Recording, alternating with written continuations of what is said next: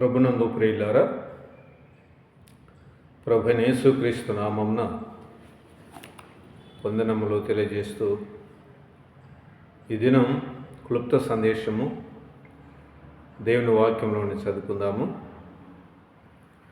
ఆదికాండం 48వ అధ్యాయము వచనము 15-16 వచనాలు చదువుకుందాం.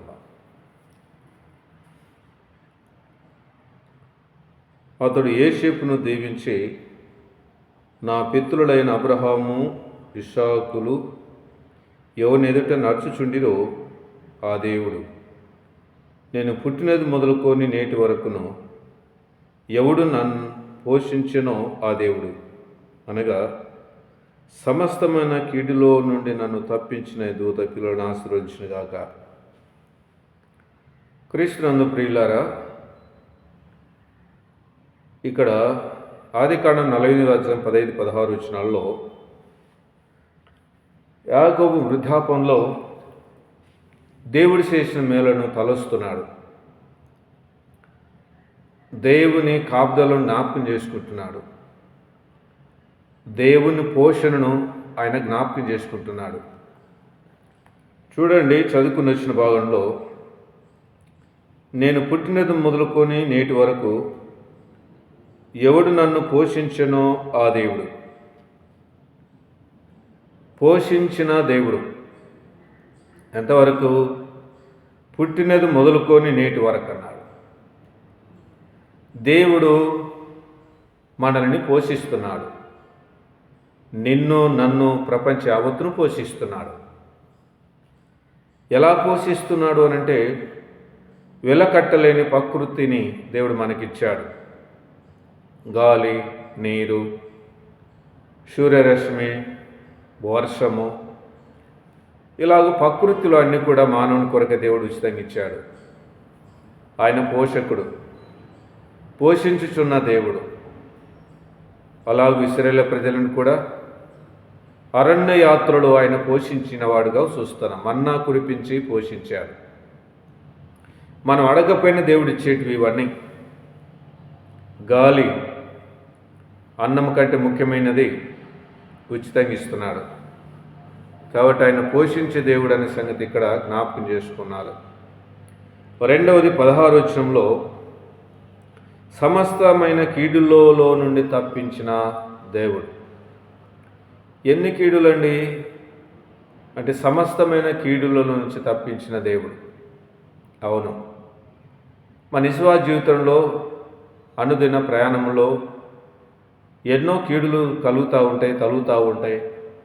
అనేకసార్లు ప్రమాదాలు, యాక్సిడెంట్లు ఎన్నో జరుగుతూ ఉంటాయి, చూస్తూ ఉంటాం.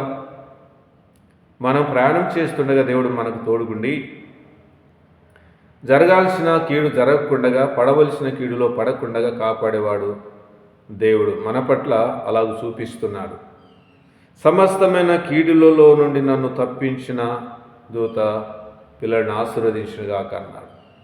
అవును, దేవుడు తప్పించువాడు, విడిపించువాడు.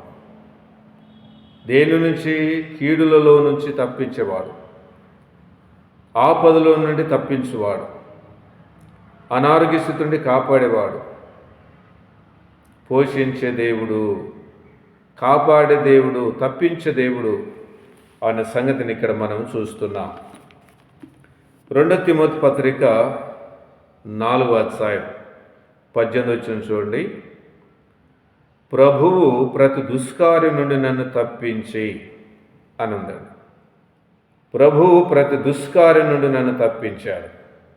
అవును, నిజమే, దేవుడు మనల్ని తప్పిస్తున్నాడు. పౌలు కూడా అంటున్నాడు, ప్రతి దుష్కార్యం నుండి నన్ను తప్పించాడు అని వ్రాయబడింది.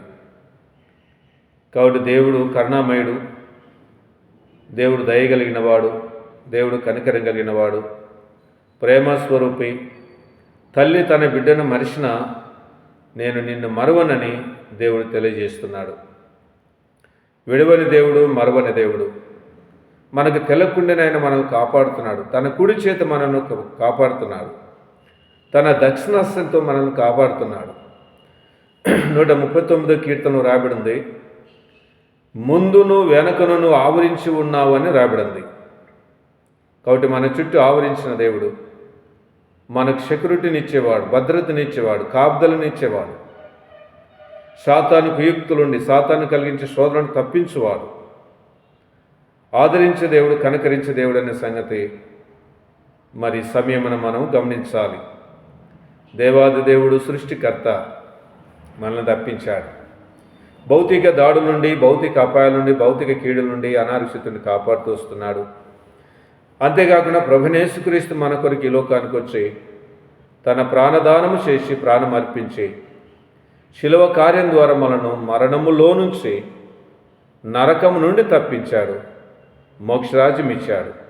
అందుకే దేవునికి స్తోత్రము చెల్లించవలసిన వారంగా ఉన్నాం. కాబట్టి ఈ సమయమున రక్షణకర్త యేసుక్రీస్తుని ఇంకా ఎరగని వారుంటే ప్రభు నమ్ముకోండి, నరకం నుండి తప్పించబడని మోక్షానికి వారసులు కండి. దేవుడు మనలందరినీ కూడా దీవించి ఆశీర్వదించునుగాక. ఇలాంటి క్లుప్తమైన సందేశాలతో మరి దేవుని విషయంలో కలుద్దాం. ఈ ఛానల్లో ఇంకెవరైనా కనెక్ట్ చేసుకోకపోతే సబ్స్క్రైబ్ చేసుకునండి. ఇంకా అనేక సంగతులు వినండి. మా కొరకు పరిచయ కొరకు ప్రార్థించాలని మీకు ప్రేమతో మనవి చేస్తున్నాం. అందరికీ వందనాలు.